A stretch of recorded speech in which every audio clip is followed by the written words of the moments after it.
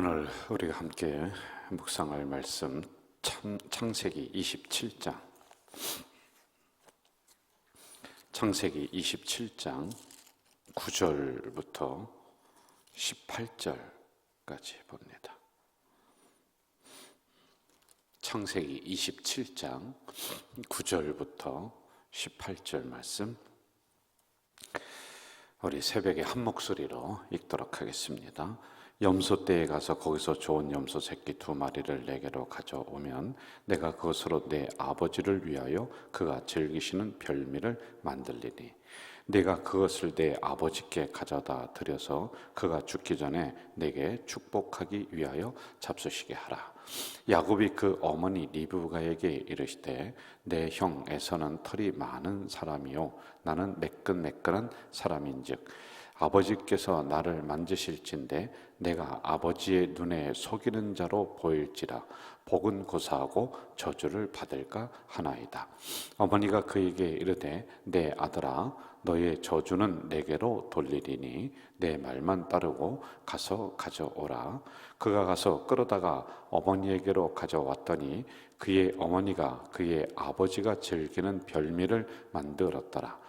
리브가가 집 안 자기에게 있는 그의 맏아들 에서의 좋은 의복을 가져다가 그의 작은 아들 야곱에게 입히고 또 염소 새끼의 가죽을 그의 손과 목에 매끈매끈한 곳에 입히고 자기가 만든 별미와 떡을 자기 아들 야곱의 손에 주니 야곱이 아버지에게 나아가서 내 아버지여 하고 부르니 이르되 내가 여기 있노라. 내 아들아 내가 누구냐. 아멘.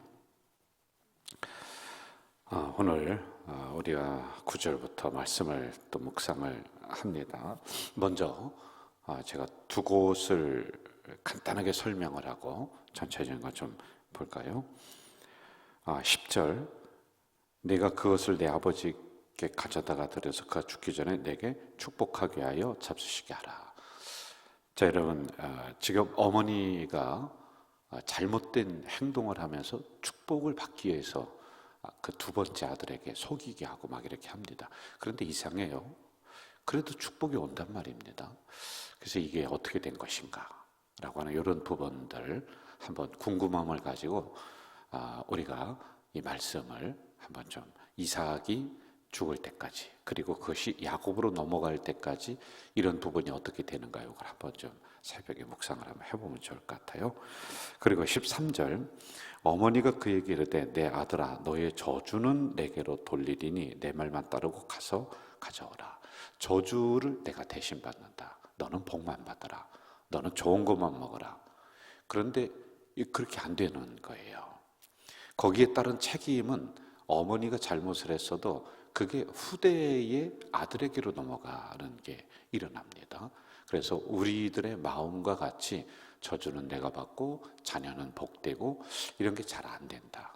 그래서 책임은 본인에게 묻는 것이다. 그리고 그 책임은 후대로다가 흘러간다라고 하는 이 부분을 우리가 좀 보면서 나가면 좋을 것 같아요. 여러분 기억해야 될 문장이 하나 있는데 목적이 좋다. 그러면은 그 이루는 수단과 방법도 좋아야 된다. 이거 꼭 기억하세요. 한 번 더 할게요. 목적이 좋으면은 그것을 이루는 수단과 방법 이것도 좋아야 된다. 제가 이제 예를 한번 좀 들겠습니다. 어느 믿음 좋은 청년이 교회 건축을 하는데 건축 헌금을 너무 드리고 싶었어요. 그런데 직업이 없습니다. 돈 번 수입원이 없어요. 그래서 기도하다가 생각이 났습니다. 무슨 생각이 났냐면은 그래 집에 가면은 우리 엄마 아버지가 애지중지하는 은근 패물이 있는 것을 기도하다가 생각이 탁 났어요. 이게 하나님이 주신 생각으로 착각을 합니다. 그리고 집에 가서 은근 패물을 가져다가 어디 금은방에 이걸 갖다 팔아서 그래서 돈으로 마련해서 그 다음 주에 봉투에 정성껏 해서 하나님에게 성전 앞에 건축 헌금으로 드렸습니다. 이것을 모르는 담임 목사님은 이것을 붙잡고 참 저 청년이 생각지도 못한 이러한 금액을 건축 헌금을 했단 말입니다. 야, 참 기특하다. 믿음이 좋다. 그러면서 축복 기도를 해줬습니다. 자, 여러분, 제가 극단적인 예를 이렇게 들은 것 같은데, 그가 드리는 헌금의 과정이 나빠요. 헌금은 좋은 겁니다. 그리고 건축 헌금을 하자라고 하는 이 목적은 좋아요. 그런데 그 헌금을 마련하는 과정이 나쁘다는 것이죠. 그런데 이것을 붙잡고 목사님이 기도를 했습니다. 모르니까 축복 기도를 했겠죠. 그러면 과연 그 기도가 그 청년에게 그대로 적용이 될까라고 하는 것입니다. 목사님은 잘 알지 못하니까 그럴 수 있다라고 치지만은 그 기도의 효과, 기도의 효력은 당연히 선한 방법으로 하지 아니한 그 청년에게 가지 않는다라고 하는 것입니다. 그럴 바에는 차라리 더 기도를 더 한다든지 다른 여러 가지 좋은 방법들이 있음에도 불구하고 이렇게 좋은 목적을 위해 수단을 자기 임의대로 정해서 한다는 거예요. 어제 부흥 강사님이 아주 좋은 예화를 간단히 들었더라고요. 제가 이제 이 설교를 준비를 하는데 그 부분도 제가 여기 하나 좀 기록을 해놨던 거예요. 어느 목사님이 도박을 하면서 이 도박 자금을 가지고 교회 헌금을 하려고 도박을 했다. 이렇게 이제 변명을 하는 그런 일이 어제 잠깐 얘기를 하더라고요. 마치 이런 거와 똑같다는 거예요. 헌금이라고 하는 것은 우리의 정성을 담아서 하나님에게 올려드리는 거란 말입니다. 이 자체를 놓고 보면은 나쁠 거 없습니다. 그런데 어떻게 도박을 해서 그걸 가지고 하나님에게 올릴 수 있느냐? 이 방법이 안 좋다는 거예요. 그리고 도박을 하는데 순수한 목적으로 헌금하기 위해서 도박을 했다라고 해도 문제가 되는데 자기가 재미로 삼아서 해놓고 이게 문제가 되니까 성도들이 그리고 일반 교계에서 이게 문제화되니까 핑계를 그렇게 됐다라고 하는 그런 내용입니다. 자, 또 하나만 더 제가 예를 들게요. 어느 권사님이 이제 정말 교회가 어렵고 힘들고 그리고 목사님이 늘 교회 그 재정 때문에 눈물을 흘리면서 기도하는 게 너무 안타까워요. 너무 돕고 싶었습니다. 그런데 도울 길이 없는 거예요. 그래서 어떻게 했느냐면은 본인이 그동안에 했었던 11조가 있었습니다. 작게나마 얼마 되지 않지만은 그 11조를 한 달, 두 달 드리지 않고 모았습니다. 모으고 기도를 했습니다. 하나님, 제가 11조를 가지고 하나님 앞에 우리 목사님이 이렇게 눈물을 흘리면서 기도하는 이것을 좀 해결해 드리고 싶어요. 그래, 그 방법을 어떻게 선택했느냐 하면은 복권을 샀습니다. 11조 한 달에 10만 원 정도 또는 5만 원 그러면은 이게 복권이 몇 장이 안 되니까 이걸 몇 달 동안 드리지 않고 모았던 거예요. 그리고 30만 원어치 복권을 샀습니다. 그리고 이 복권을 넣고 한 주간 동안 특별 기도를 했습니다. 하나님, 우리 목사님 저 얼마나 눈물을 흘리며 기도합니까? 교회 재정 이러이러한 곳에 이제 해야 될 일도 많은데 그래서 하나님 이 복권을 좀 되게 해주세요 라고 얼마나 뜨겁게 기도했는지요. 금식하면서 정말 순수한 마음으로 기도했습니다. 드디어 복권 하는 날 복권 당첨을 하는 그 날이 돌아왔습니다. 근데 어떻게 됐을까요? 안 됐죠. 됐으면 제가 이렇게 예화를 들지 않죠. 돼도 문제고요. 사실은 안 돼도 문제예요. 여러분 됐다. 그러면은 아마 제가 볼 때는 그 권사님의 믿음 정도라면은 헌금을 했을 것 같아요. 그런데 웬만한 사람은 복권 되면은 그냥 한순간에 사라질 거예요. 이사 갈 거예요. 그 과정이 안 좋다는 거예요. 아무리 선한 목적이 있다 할지라도 과정을 우리가 잘 가져가야 된다. 자, 8절에서 10절 한번 좀 가봅시다. 제가 읽을게요. 그런즉 내 아들아 내 말을 따라 내가 내게 명하는 대로 염소떼에 가서 거기서 좋은 염소 새끼 2마리를 내게로 가져오면 내가 그것으로 내 아버지를 위하여 그가 즐기시는 별미를 만들 거다. 10절 내가 그것을 내 아버지께 가져다가 드려서 그가 죽기 전에 내게 축복하기 위하여 잡수시게 하라. 자, 그 다음에 12절, 아버지께서 나를 만지실 때 내가 아버지의 눈을 속이는 자로 보일지라 보건고사고 저주를 받을까 하나이다. 왜 그러냐면은 형이 털이 있어요. 그런데 야곱은 매끈매끈하단 말입니다.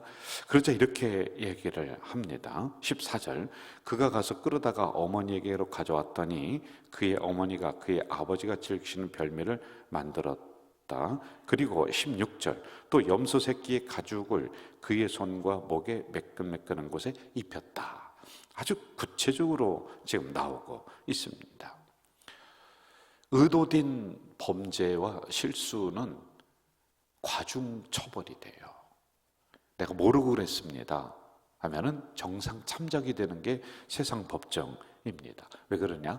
타인을 해칠 목적으로 한다든지 타인에게 손해를 끼칠 목적으로 내가 의도된 잘못된 행동을 해요. 그러면 그것을 발각될 때는 거기에 대한 책임을 더 크게 묻는 거란 말입니다. 자, 리브가의 실수는 구체적으로 본다면 하나님의 뜻을 이루려고 했어요. 왜? 하나님이 어떻게 하시냐면은 큰 자가 작은 자를 섬긴다. 이게 이제 마음에 늘 있었습니다. 그리고 하는 행동을 보면은 에서는 아버지가 아주 애지중지하고 그리고 엄마는 야곱에게 늘 마음이 갔었단 말입니다. 그런데 아버지의 잘못된 행동, 자기 남편의 잘못된 행동, 큰아들을 위해서 축복을 빌려고 하는 이런 잘못된 행동을 올바로 잡으려고 했었던 이게 굉장히 좋은 목적입니다. 그렇죠? 잘못된 것을 잡으려고 했어요.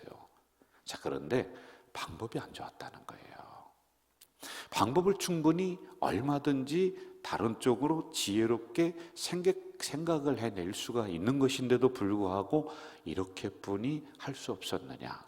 그래서 이 야곱에게 아버지가 속으면서 축복을 합니다. 그런데도 축복은 가긴 갑니다. 이 의미는 뭐냐면은 다른 방법으로 다른 생각을 가지고 지혜를 짜내서 이 잘못된 자기 남편의 행동을 바꿨다면은 복은 그대로 간다는 거예요.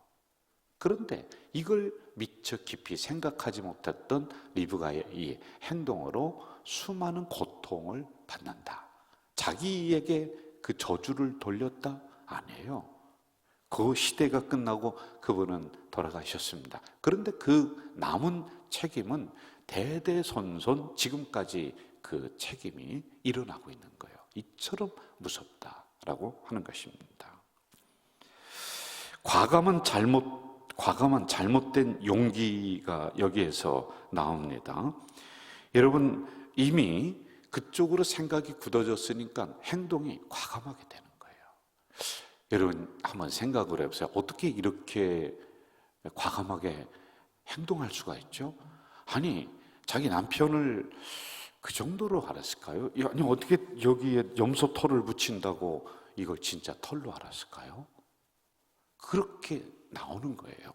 야, 이 정도로다 하면은 눈속임을 이 정도라면 다 속아 넘어갈 거야 라고 하는 이런 잘못된 용기가 거기에서 나오는 거란 말입니다. 그리고 자기 큰아들의 옷을 가져다가 작은 아들에게 입히고, 그리고 어느 정도까지 하느냐면 이 잘못된 용기는 아들에게 목소리 변조를 연습을 시켜요. 형 목소리 따라 해봐라. 그러면서 자기 목소리가 있을 거 아닙니까? 근데 형 목소리로다가 바꾸게 만들어요. 계속 연습을 시켜서 아버지 앞에 이렇게 세우는 것이다 라고 하는 것입니다. 자, 우리가 또 여기서 한 가지 묵상을 하고 넘어가야 될 부분이 있는데요. 원칙이 사라진 자리에는 변칙이 등장을 한다. 원칙이 사라졌어요. 그러면은 그걸 이루기 위해서 변칙이 등장을 하고 있단 말입니다. 거기 나오는 것이 내 아들아, 내 말을 조차 거짓말을 하자는 거예요. 야, 너 가만히 있어. 내가 하라는 대로만 하면은 이 복이 너한테 올 거야. 그게 아니에요. 여러분, 다른 방법으로도 하나님의 섭리와 하나님의 뜻과 목적은 이 축복의 계보를 누구에게? 야곱에게 가기로 하나님은 이미 계획을 해놨어요. 그런데 너 가만히 있어. 내 말을 좇아서 내가 시키는 대로 하면은 너는 복받는 인생이 될 거야.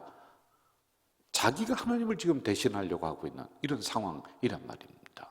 그러면서 거기에 변칙을 사용해요.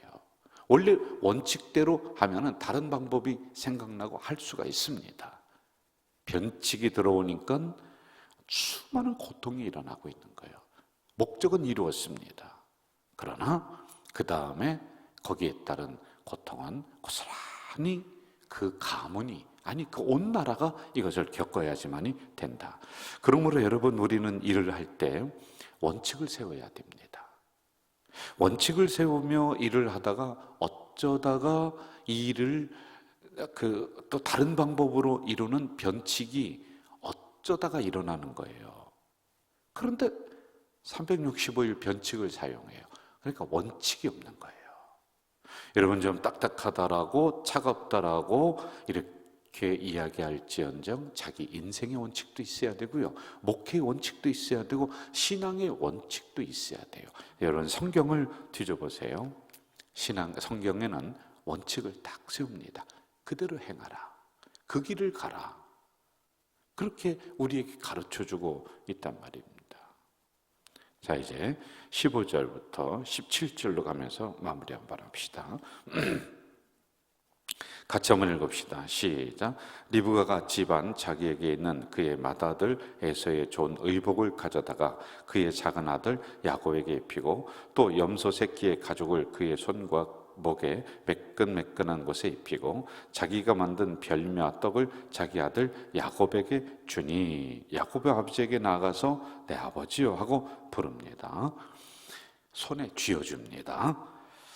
자, 여기서 우리는 세 가지의 교훈을 받으면서 마무리할게요. 첫째, 하나님의 뜻을 이루는데 그 방법이 있다. 그냥 하는 게 아니다.